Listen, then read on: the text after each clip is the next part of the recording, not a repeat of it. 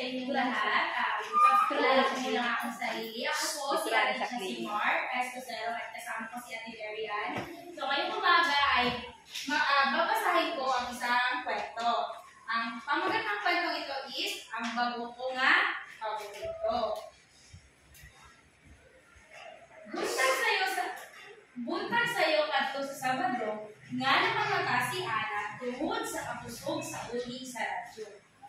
Ma, kapusog sa tingog sa radyo. Mahimo ba mapahinayan kay matulog pa ko? Ana, buntag na. Kaligon na aron mamahaw. Nang kuyatin si Ana, og nanghipo sa iyang bilikaan. Pag-adto niya sa kusina, napanimahuan niya ang luto sa iyang mama. Humot!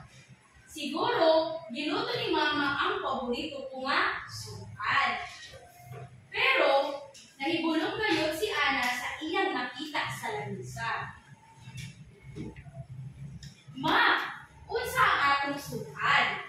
Gusto ko nga ang adobong baboy. Adobo, puro lang adobo. Ana, dili maayo sa atong lawas ang puro lang adobo o pinirito. Diba? Akong malunggan sa radyo magisulti sa doktor.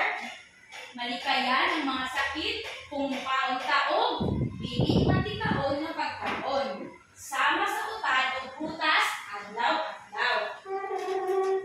O sige, Ana, kaunon mo ang sinugbang isda o hiniwa ng kamatis kay mulakaw usa ko sa tindahan.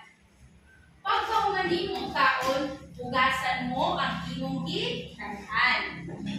Wala ni kaon si Ana. Itakluban niya ang mga pagkaon o nibalik sa kwarto niya. Pagkalapas sa 2 ka oras, nabalik ni Ana ang tumang kagutom.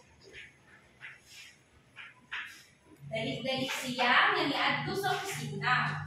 Bisan wala siya kauyon sa sudan, ikaon niya. Ay, lami man di ay ang sinugbang na isda o hiniwang na kamatis.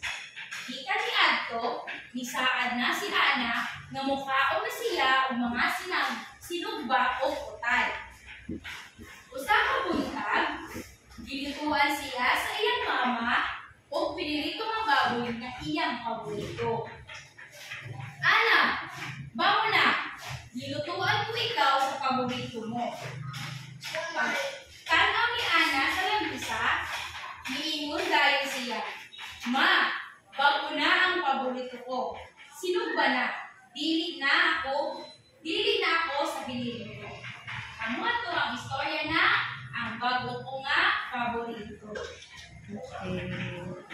Thank you. Clap your hands.